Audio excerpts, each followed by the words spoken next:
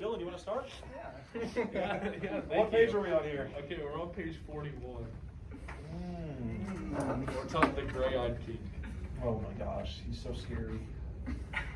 Do you want to read us a quote or? Wait, he's so scary. He's dead. Wait, That's why he's scary. He's definitely dead. What do you mean? They talk about finding his body. Yeah. He doesn't want to be. What? Okay. Page what? Page 41. Well, I'm talking about the whole poem in general, but like the first quote is from 41. Okay. Oh, Yeah. let's hear it. Do you want us to read us the quote? No, I got it. I was just waiting. Okay. So first they talk about finding the king dead, and then the quote then. So, Scarlet and close was the autumn eve. My husband, returning, said calmly to me. So that's the quote that I'm talking about. So I'm talking about the tone this creates, and the juxtaposition of just finding a dead body and then calmly describing it. Like that emits sort of a foreboding tone or an unsettled, and then creates an unsettling mood. So the tone creates an unsettling mood because it is atypical for a death, especially a sudden one, to be glossed over so haphazardly. And so the tone at the beginning, this sort of like, I talk about foreboding tone, it begins to change towards the end whenever they're reminiscing over the memories they had, and I talk about how this starts to create a wistful mood. So at the end, I'm reading from what I wrote too, so sorry about that. Yeah. Okay, so at the end, rather than focusing on the grave details of death, like at the end, the author emphasizes the beautiful details of life. And so like at the end, so at the beginning it's talking about the death, but then at the end it's what the majority of the poem is focused on is the life that they share. So I think if we kind of, the specific quote you're talking about too, I always translated these when I read them to see what the literal translation was. And Did you actually? Yes. Oh, I'm sorry. I Uh-huh. thought you were joking. No. It gives you a translation. Yeah, why are No, but I don't trust their translation Okay. because it's a translator who does it in So you just artistic Google form. it. So I want to know. No. This is canon. Okay, just listen. I want to discuss several Okay, word go for choices it, here. go for it. Okay, so for example, your specific quote, scarlet and close. The literal translation of the Russian is stifling and red.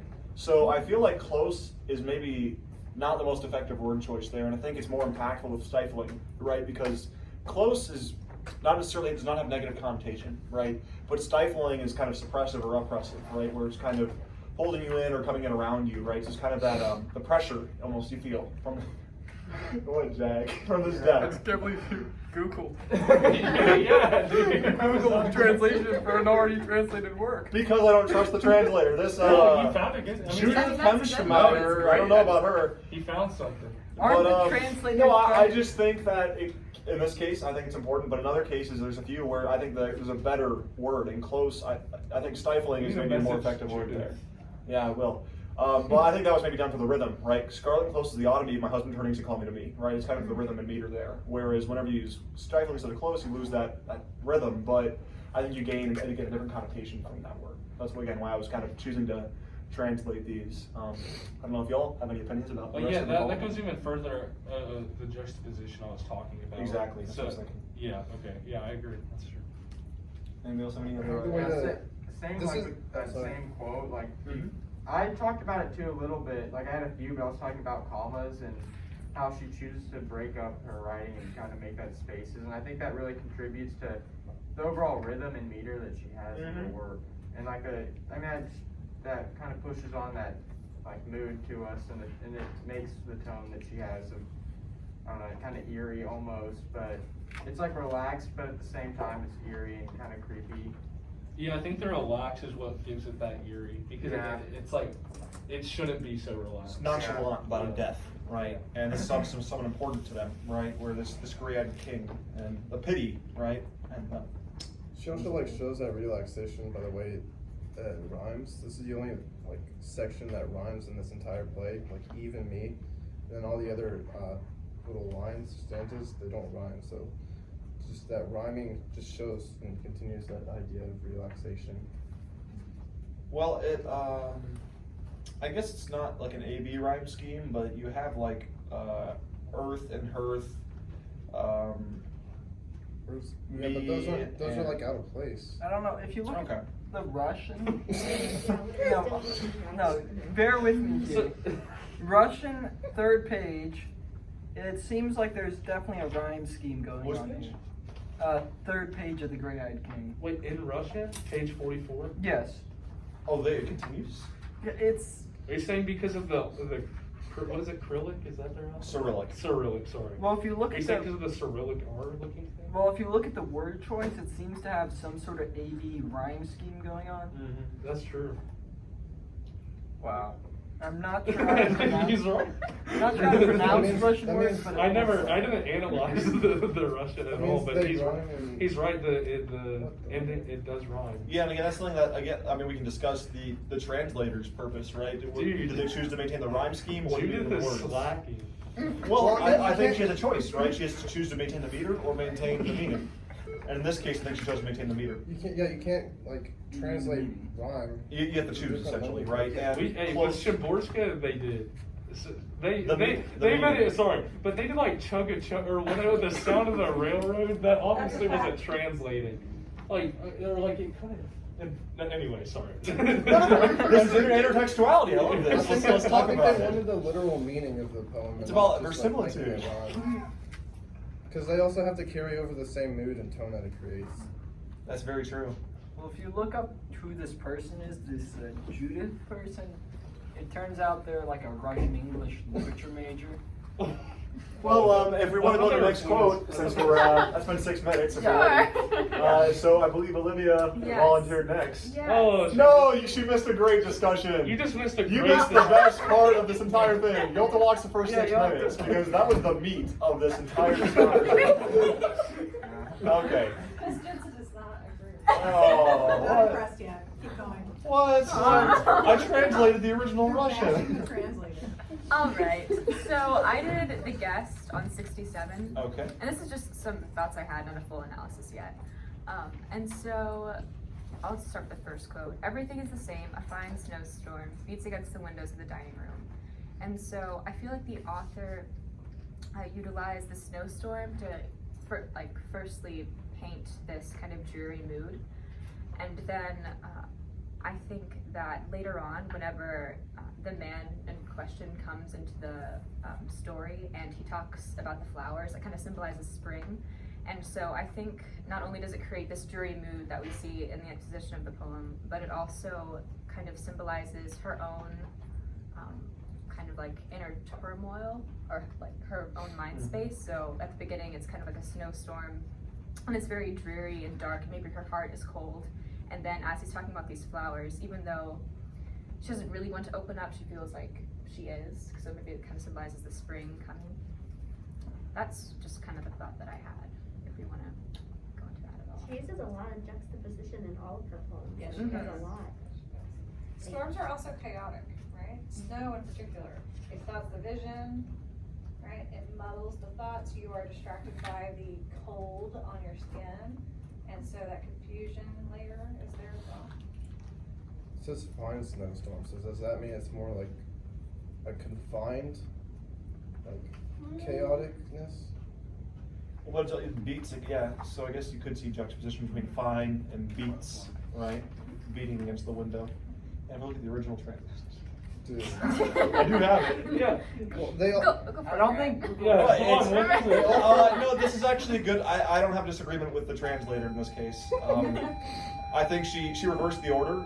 In the original translation, it should be everything is as before. In the windows of the dining room, a fine blizzard snow is beating, and it's the opposite here. But other than that, I mean, again, it's this one I don't have a problem with the word choice. Well, that was significant last time. Close versus stifling. It actually matters. But What about this one later looks- on, Yeah, but whenever are you- she's describing the guy's face, she says his radiant evil face. Is that changed from the Russian? Let's I see. don't know. Finding it in a Well, second. we've also got a. Yep, they call it enlightened. So.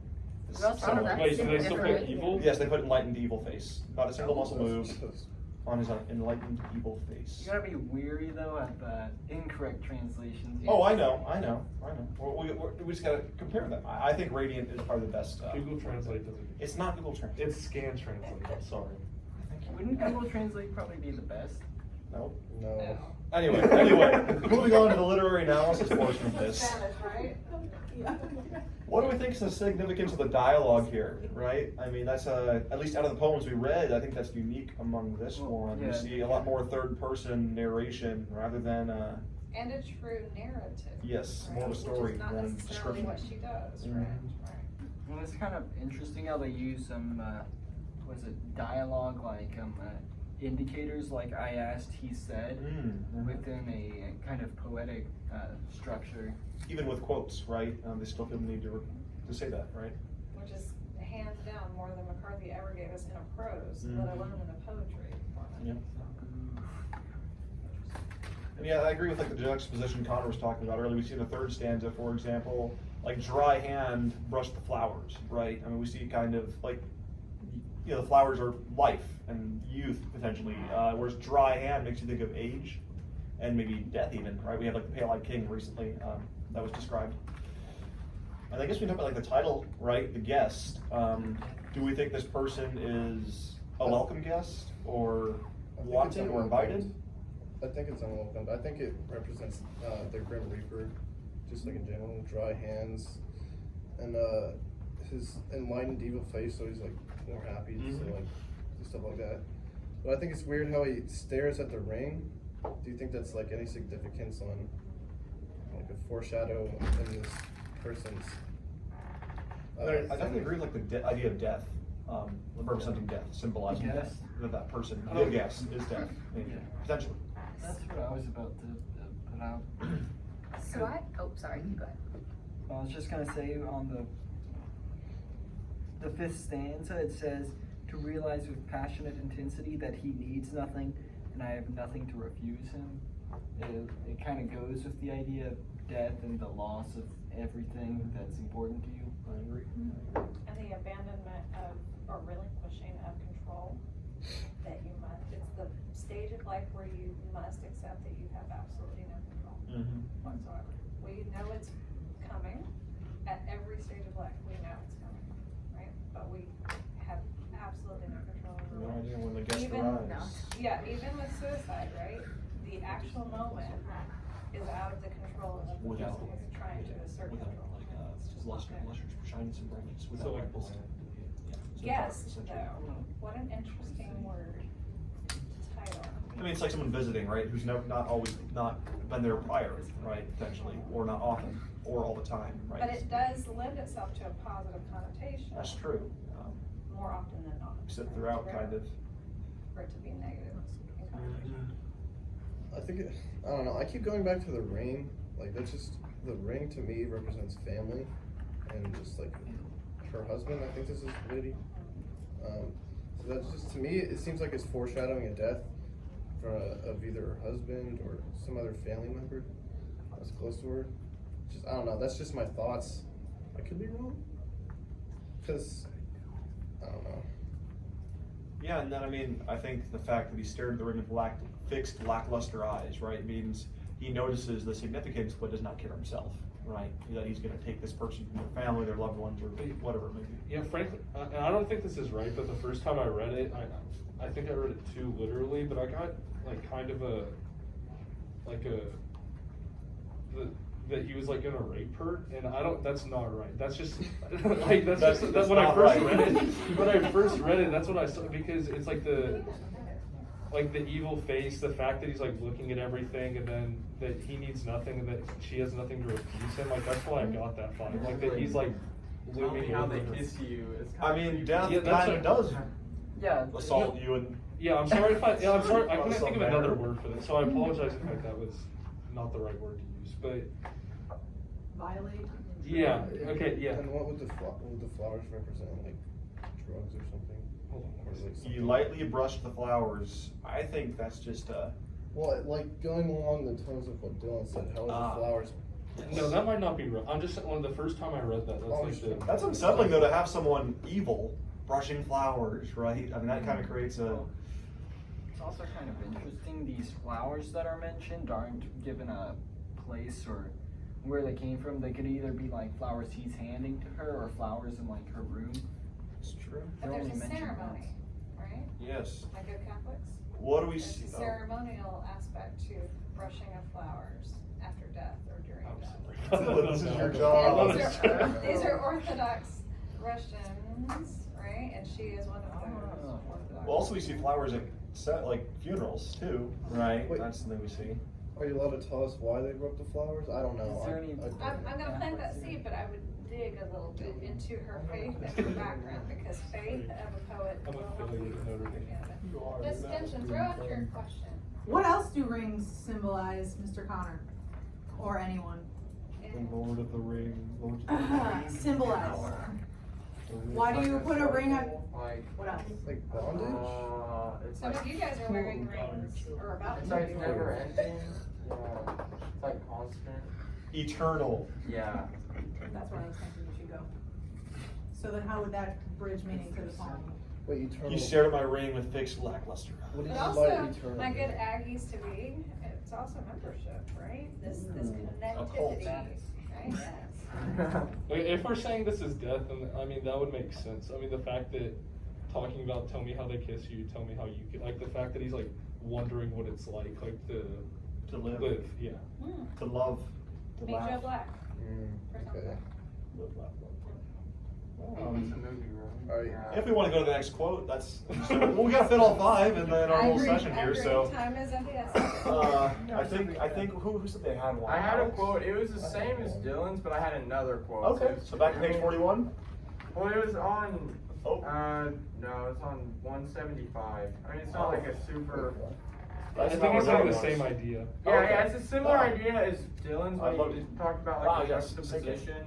I talked about the quote, thus torn from the earth, we rose up like stars. And it's that quote in the Dylan's, and I was just talking about how she uses like commas and sort of breaks up her writing, and it does like contribute to that creepy vibe because of almost how relaxed she is. Like it doesn't seem like that's how these situations or like events should be described, but that's how she approaches them all. It just seems like Despite the subject matter. yeah, We're it's, talking about yeah, death it's, again. it's like weird that it's so relaxed. That's fair. Wait. You kind of, yeah, go ahead. Sorry, no, go ahead. I mean, we somewhat have like an afterlife or heavenly presentation here, where we have, as if on the rim of a cloud, night became brighter than day, right? Kind of light from darkness, and then they were torn from the earth and rose up like stars. It's kind of like an ascension imagery there that I got out of that.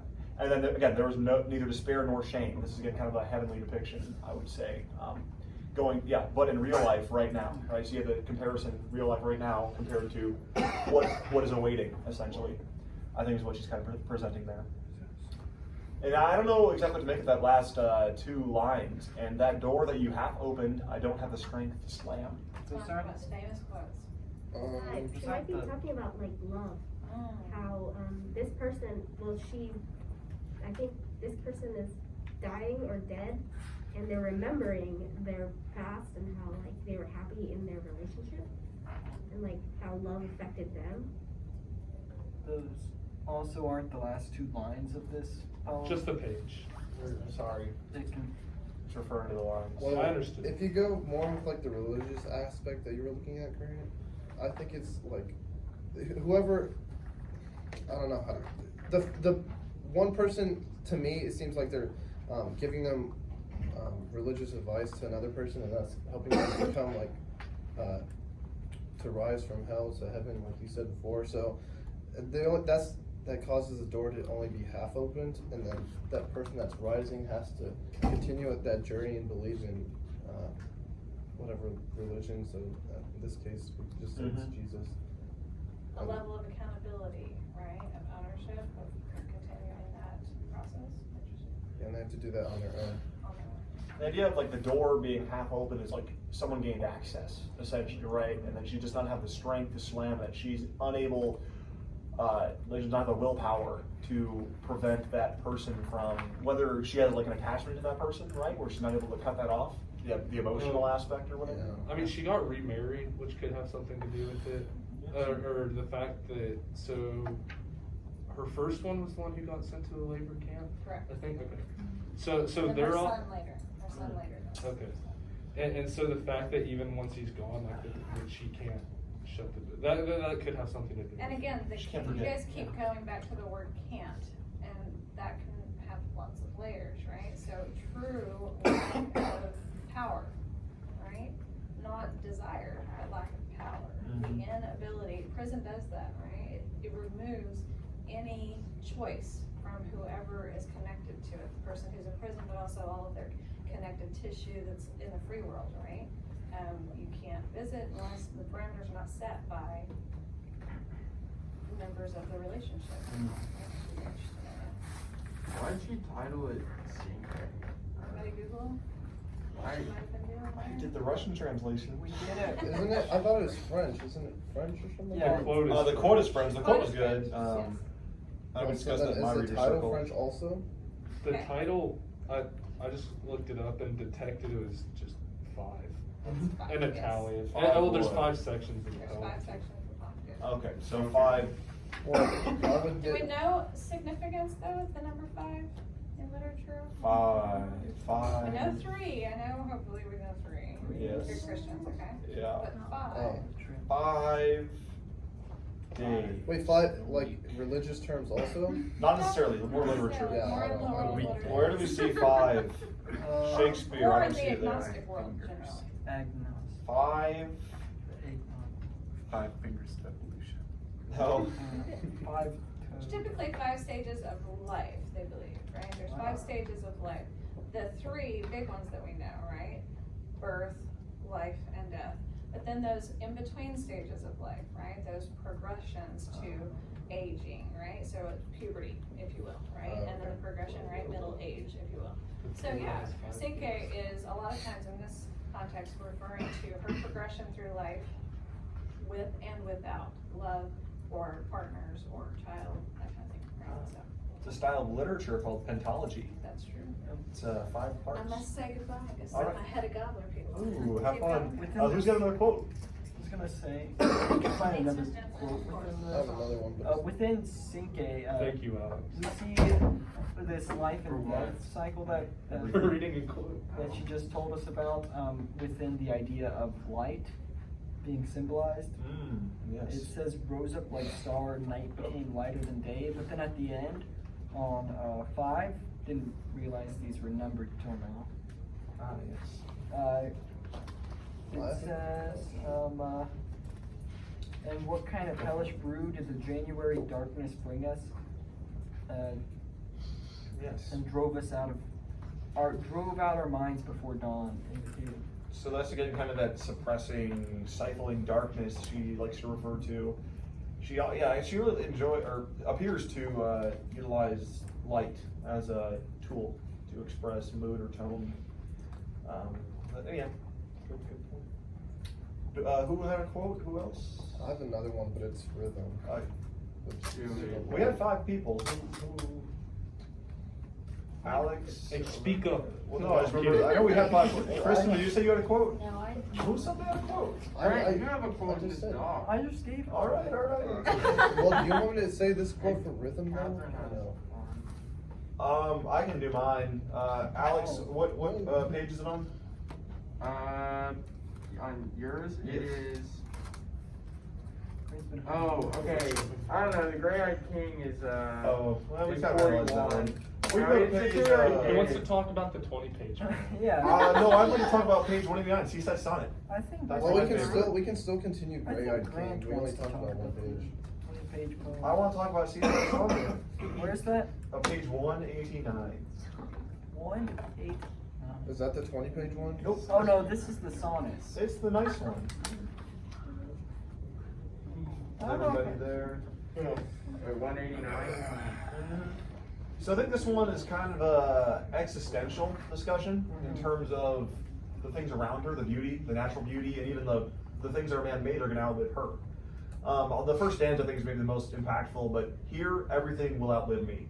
Everything, even the decrepit starling houses and this breeze, vernal breeze, finishing its flight from across the sea. I think it's kind of a discussion of like mortality, right? How we are somewhat fragile and also insignificant in the grand scheme of things, right? How although, we have beliefs and hopes and dreams and people we care about, how in the grand scheme of things that matters very little, right? Especially to the breeze and the sea, and even the houses are gonna outlive her, right? So I don't know what y'all thought about that poem and its theme, but that's what I got out of it. Yeah, it's like Especially the first stanza. memento mori. Oh. Yeah, I got like a natural, like natural vibe. It's like power of like nature. It's like eternal. Yeah, because it's not even talking about human houses. Like starlings are birds. Yes, yes. So it's like nature will outlive her, like eternally. Mhm. Like the cherry blossoms and the crescent moon. There's also a lot of like brightness in this thing. Yes, I think Radiance. she's almost, sorry. No, it's fine. You can go I ahead. think she's kind of accepted the fact, I guess, which is nice. Yeah, and that acceptance is shown by the blossoming cherry trees. I don't know if you guys remember Kung Fu Panda, but I believe you remember that one. Oogway blossom, or he dies with Master the Oogway. cherry tree. My yeah. time has come. Dude, Yeah. I haven't seen that one.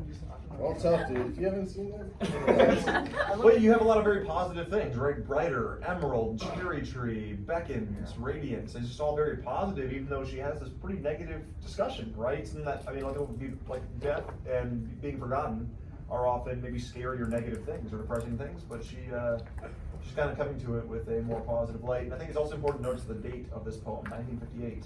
Yeah, it's The one of last one we wrote in poems. 1914, so I think she's definitely in her older age now, Yeah, when did right? Stalin die? Approaching that. Yeah. Stalin died in 53.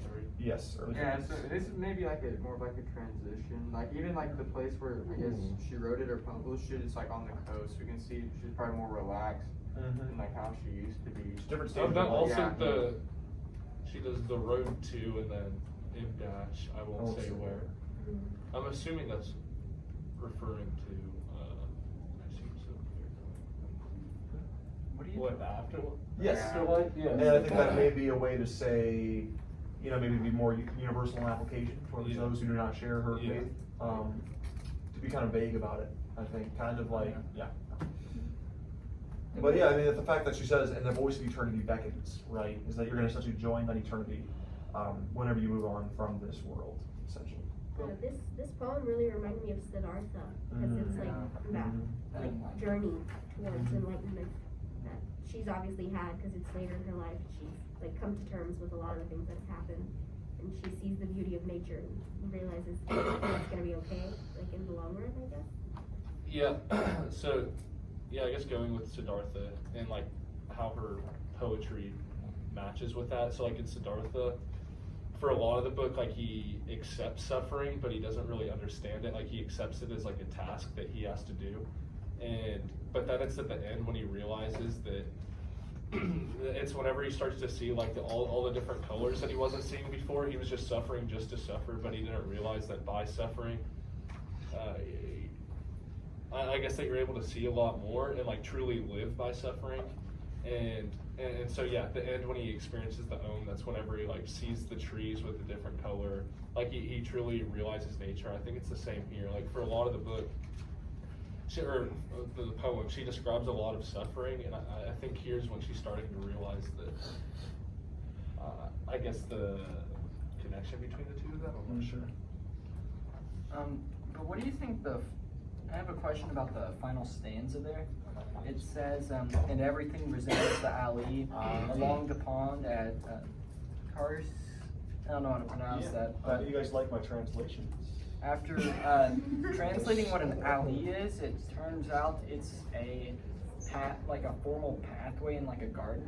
What is that? A-L-L-E. Oh, I got something different. For what an alley is. Yeah, it's a side of the ship that is sheltered from the wind. Oh, Maybe what Aiden's talking about, because like I looked up the place and it's like an That's actual cool. pond. There's two. Oh my god. Who was Dang it, I'm sorry, in guys. history? Who was the Russian family that died and got killed by The Romanovs? Oh, that's funny because that's this house or Sarko Selo is the place where the Romanovs lived. Yeah, it's Are you like, serious? It's like a white house Yeah. like That's on a this good pond. You're right, Aiden. It's a garden. It's probably like So Oh, it's maybe sheltered from the wind. it can be It's darker like than we comfort actually and think. safety. Similar thing. Peace.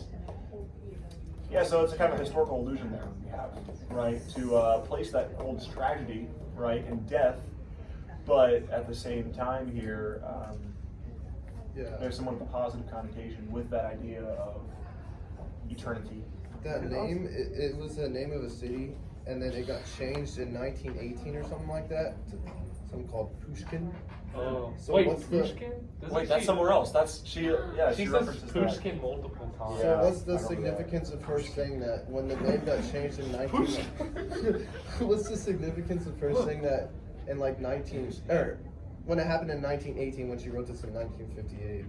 A historical allusion, right, with significance to a Russian reader. She's right? like trying to show the side of that she supports democracy. Could. Well, I mean, what other thing is there? Well, it wouldn't be. It would be more monarchy over. I mean, probably. She got like Anti-communist. the news changed. Yeah, she Yeah. like couldn't write things like Yes. publicly anymore. And Her also- family got locked up. Yeah, okay, so that's the connection there. An allusion more to the past. Yeah, just Like the what past. it was before compared to what it is now. Could be like an idealistic interpretation of the past, right? Even.